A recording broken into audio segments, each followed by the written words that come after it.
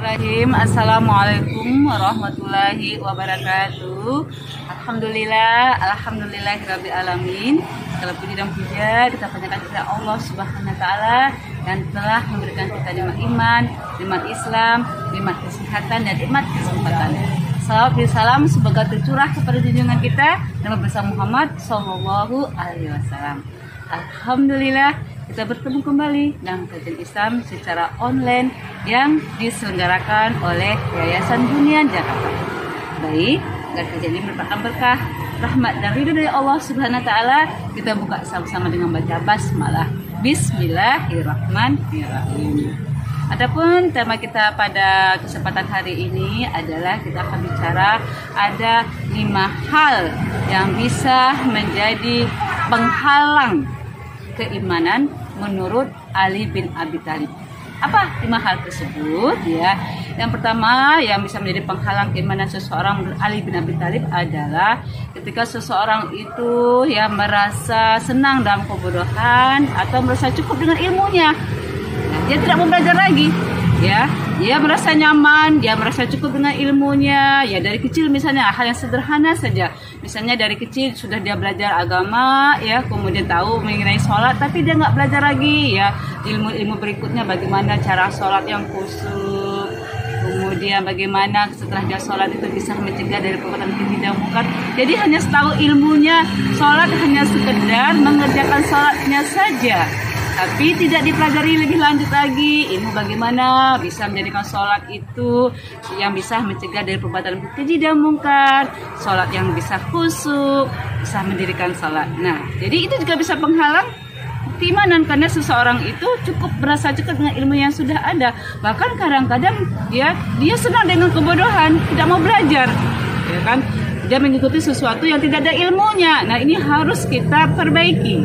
Ya, jadi kalau kita mengikuti sesuatu harus ada ilmu. Itu yang pertama. Yang kedua apa? Penghalang keimanan ya.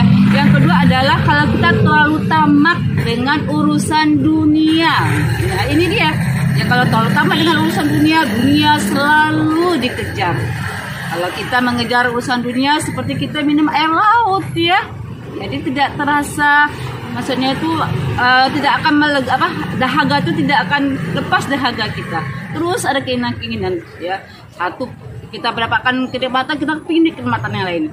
Ya ibaratnya itu satu, kalau kita mendapatkan harta, kita ingin banyak lagi ya. Tidak pernah putus-putusnya. Dia tamak dengan urusan dunia sehingga dia dengan urusan dia terlalu berlebih-lebihan. Dia selalu bersemangat urusan dunia, tapi urusan akhirat dia kesampingkan. Bahkan urusan akhirat adalah dia sisa-sisa waktunya. Itu kalau urusan dunia bekerjanya ya, kemudian lakukan hal-hal yang berkaitan dengan keuntungan dunia, semangat bermainnya. Itu juga bisa menjadi penghalang keimanan ketika orang itu terlalu tamak dengan urusan dunia dan mengesampingkan akhirat, tidak terlalu memikirkan akhiratnya. Ya, mudah terhindar dari itu tadi ya, terlalu berlebihan atau tamak ataupun terlalu cinta dengan dunia. Yang ketiga apa? Yang ketiga adalah bakhil dalam kelebihan hartanya. Nah, ini juga ya, ketika kita diberikan oleh Allah kelebihan harta, jangan bakhil ya. Ketika Allah memberikan kelebihan harta, itu adalah amanah yang harus kita jaga. Jadi belanjakan di jalan Allah, dipergunakan di jalan Allah, sehingga harta itu adalah harta yang berkah. Jangan bakhil ya, jangan kita pikir ya. Jangan kita merasa sudah bekerja keras, sudah banyak ya bekerjanya sehingga memberikan harta itu kayaknya sayang gitu. Padahal tidak demikian ya. Jangan bakhil ketika kita diberikan kelebihan harta.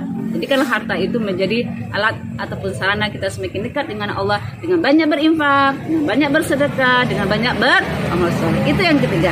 Yang keempat apa lagi yang bisa menjadi penghalang keimanan menurut Ali bin Abi Thalib adalah ketika seseorang itu dalam beramal riya. Nah, ini harus kita jaga. Jangan sampai kita beramal itu harus ditujukan mencari ridho Allah, jangan riya. Ingin dipuji, ingin dikatakan baik, ingin dikatakan orang soleh, tapi katakanlah kita itu berbeda. Inna sholati wa nusuki wa mayyahya wa mamati lillahi rabbil alamin. Harus karena Allah, bukan karena dipuji, bukan karena manusia. Karena ibadah kita adalah untuk Allah semata. Dan yang terakhir ya, yang dikatakan bisa menjadi penghalang keimanan kita adalah ketika kita itu merasa bangga di atas orang lain, ya. Bangga kita mungkin bisa dengan ilmunya, bangga kita dengan hartanya, bangga dengan kedudukannya. Itu juga bisa penghalang keimanan. Ada sifat sombong, ada sifat bangga diri, ada sifat meremehkan orang lain, ada sifat menganggap dia yang paling baik, paling semua, ya, bangga pada dunia.